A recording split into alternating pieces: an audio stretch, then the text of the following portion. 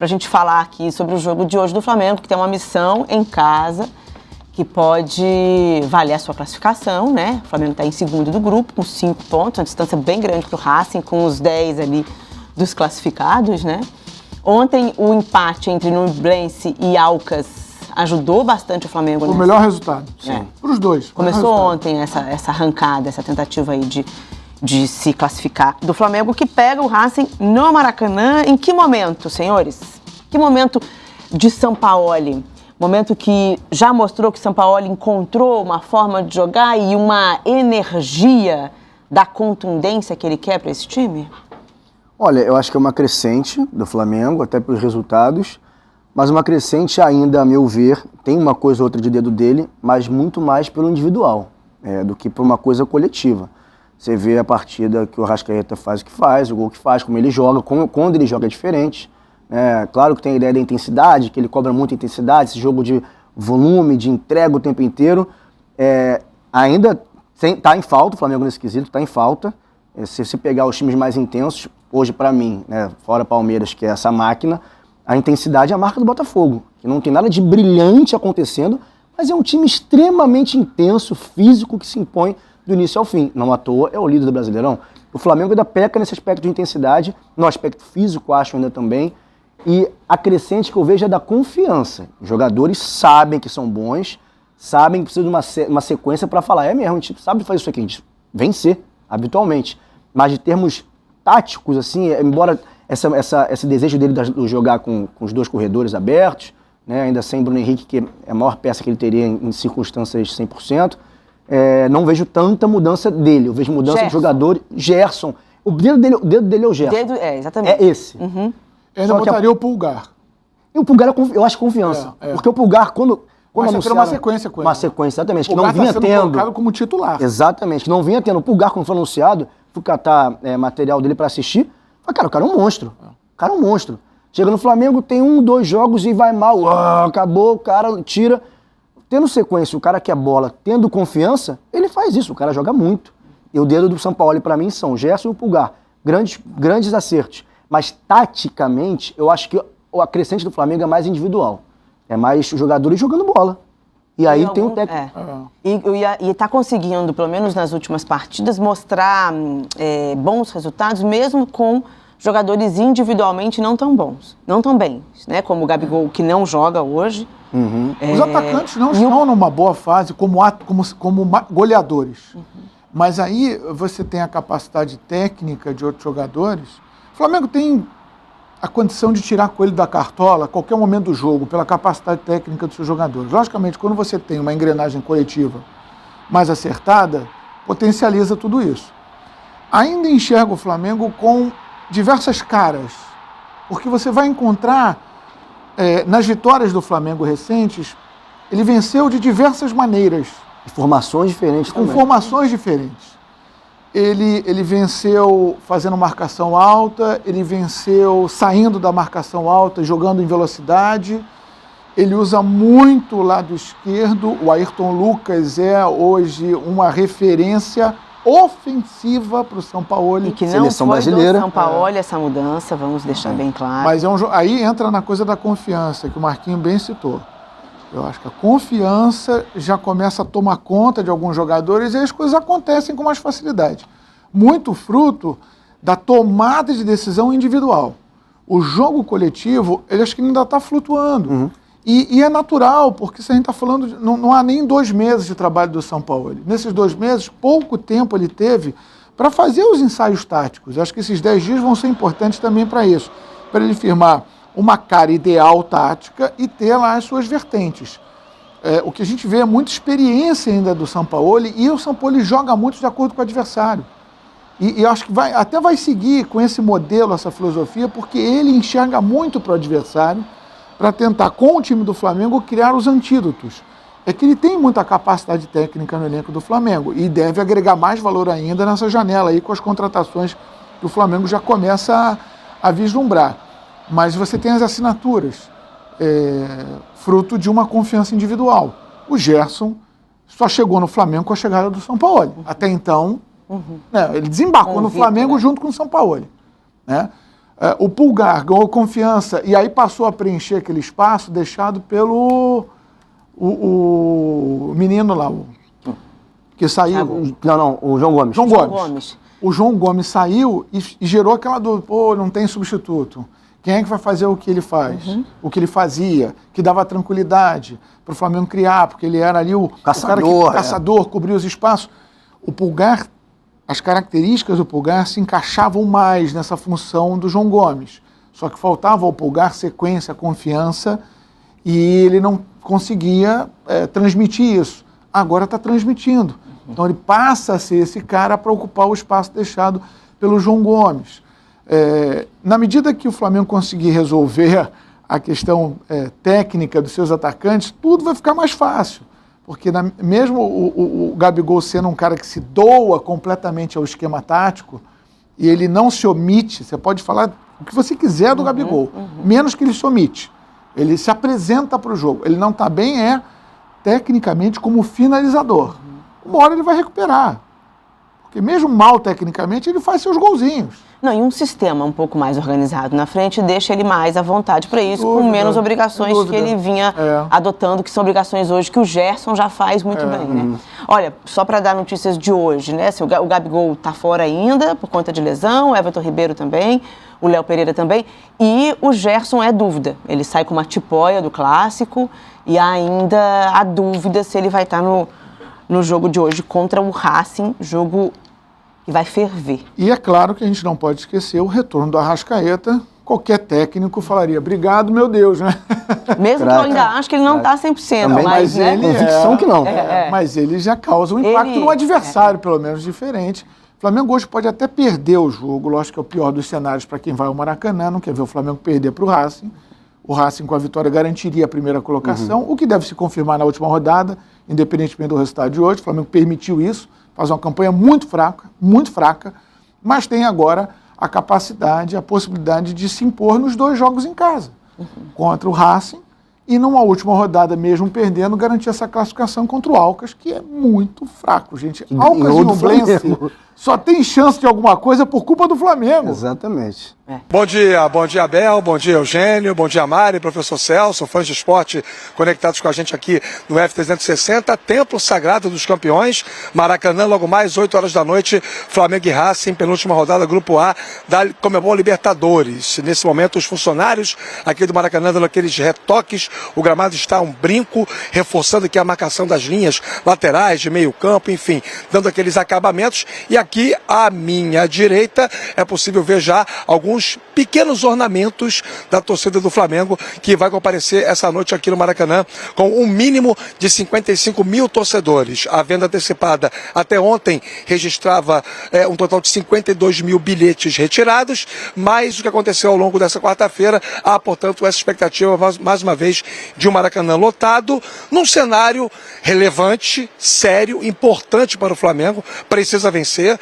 Matematicamente existe a possibilidade ainda de ser primeiro do grupo, mas não depende só de si, vai ter que torcer contra o Racing, aliás, o Racing que entra em campo essa noite classificado. O empate de ontem entre o Nublense e o Alcas classificou o time do Fernando Gago para as oitavas de final da Conmebol Libertadores. Aí fica aquela expectativa que a imprensa argentina está começando já a ventilar. Será que essa classificação garantida vai fazer o Gago mudar o seu planejamento? Vai colocar uma equipe alternativa, ou pelo menos mista, pensando já na sequência do argentino e também da última rodada em que em casa vai enfrentar o Nublense? Essa é uma questão que vai ficar em indefinição e só saberemos momentos antes da partida quando houver a divulgação oficial da escalação. Falando em escalação, nós temos aí as telas com os prováveis times, começando com o Flamengo, que tem as boas notícias dos jogadores que eram dúvidas para o jogo, à exceção do Gabigol, todos à disposição, o Everton Ribeiro, o Léo Pereira e também o Gerson. Um provável Flamengo alinhado já nesse 4-4-2, que é a cara do novo Jorge Sampaoli, mas isso é um outro assunto. Matheus Cunha no gol, na direita o Wesley, a zaga Fabrício Bruno é uma dúvida, eu acho que joga o Léo Pereira com o Davi Luiz no banco e o Ayrton Lucas no lado esquerdo. O meio campo com o Pulgar, o Thiago Maia à frente dos 2 volantes. Os meias, Gerson e Arrascaeta, na frente o Pedro com o Matheus França, podendo também ser o Cebolinha ou quem sabe até o Everton Ribeiro. Essa também é uma outra dúvida envolvendo envolvendo o ataque do Flamengo. Do outro lado, o técnico Fernando Gago, se não resolver poupar a sua equipe principal, vai mandar a campo Arias no gol, Moura na lateral direita, a zaga com o Piove jogando ao lado do Sigali e na esquerda o Gabriel Rojas. O meio-campo com o Moreno e o Jonathan Gomes, os dois volantes. Dá para ver que é um esquema aí 4-2-3-1. Pela direita o Matias Rojas, que a partir de 1º de julho será jogador do Corinthians. Oroz, o craque do time, e o veterano Rauch lá do lado esquerdo. E no ataque, Paulo Guerreiro, que provavelmente vai ser muito hostilizado essa noite aqui no Maracanã pela torcida rubro-negra. O Gustavo Terreira, árbitro da nova safra da Conmebol, vai apitar o jogo, o uruguaio, e a expectativa é que o Flamengo pegue um Racing compacto, com linha baixa, um pouco mais tranquilo, jogando sem aquela obrigação e automaticamente tendo apenas como principal preocupação causar desconforto ao Flamengo. Não só pensando no grupo em si, mas na competição. O Racing tem objetivos de avançar, chegar longe na Conmebol Libertadores e, claro, se puder contribuir para o Flamengo não se classificar, ele vai fazer isso. Por isso que eu acho que os argentinos vão levar muito a sério o jogo dessa noite, que o Paulo Andrade vai contar aqui na ESPN, Abel. Ah, sempre com uma narração espetacular. E imagina um jogo bom também, Eugênio, de duas escolas de futebol sul-americano. Sim, o Flamengo é bem melhor time do que o Racing, o Flamengo vem crescendo de produção. Tive a oportunidade de comentar alguns jogos do Racing nessa Libertadores e também no Campeonato Argentino. É um time que, claro, com a volta do Rojas tem uma melhora ali, é um jogador de boa qualidade técnica, mas esse jogo que a gente está vendo aí, que é o jogo do turno, vamos dizer assim, né, lá em Avejaneda, é completamente diferente, é um outro Flamengo. O Flamengo de lá para cá melhorou, evoluiu, encontrou outros padrões táticos até, um time que valoriza mais o meio de campo hoje, que consegue ser mais sólido no com e no sem a bola. E eu acho que tem tudo o Flamengo para ganhar esses dois jogos que lhe restam em casa e passar em primeiro lugar até do grupo.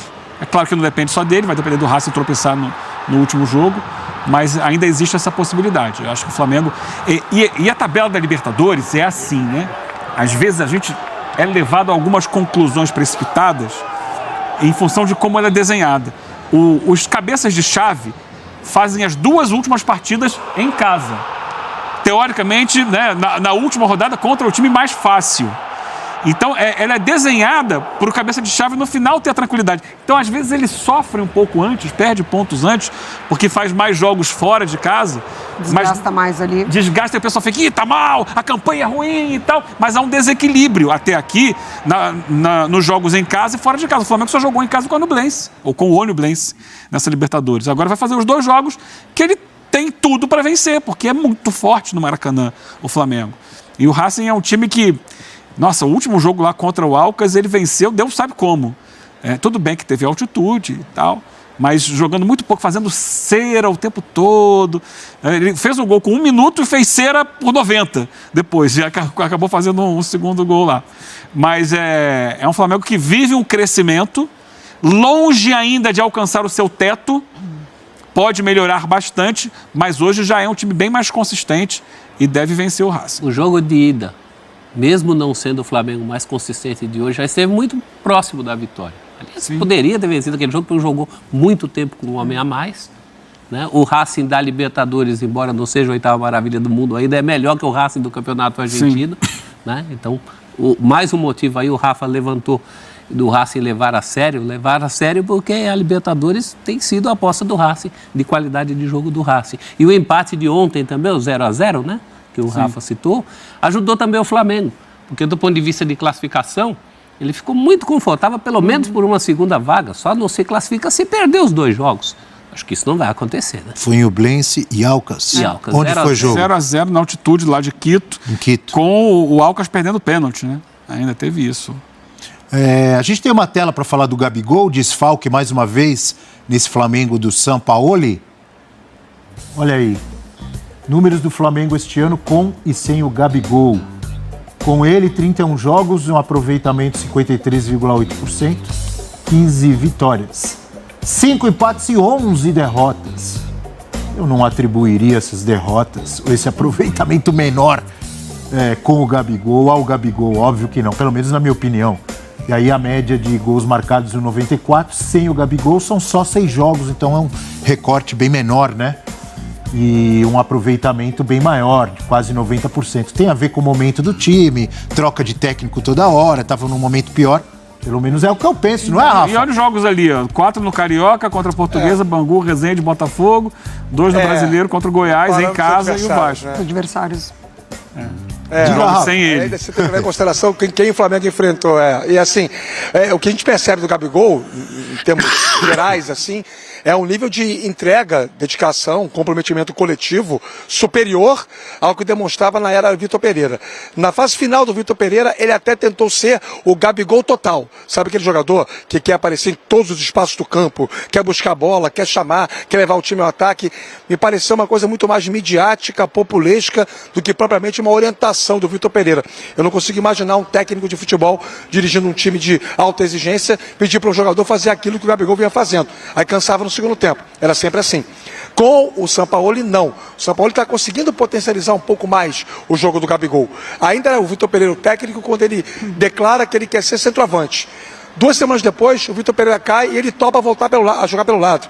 Ou seja, ele queria ser centroavante? Não, ele queria estabelecer um fato novo num cenário que já era desconfortável para o antigo treinador, natural, né, dos meandros do futebol. Bom, com o Sampaoli, que é o que importa, ele está jogando, está performando, está atuando pelo time, pode não ter uma incidência de artilharia com a qual está acostumado, mas ainda é um jogador muito útil e, obviamente, por ser muito útil, por ser também o ídolo dessa torcida, vai ser uma ausência bem sentida essa luta contra o Racing. O Flamengo vai ter que ter paciência. Provavelmente vai pegar um time muito mais disposto a não deixar o Flamengo jogar do que estiveram dispostos o Fluminense na Copa do Brasil e o Vasco no Campeonato Brasileiro, meus amigos.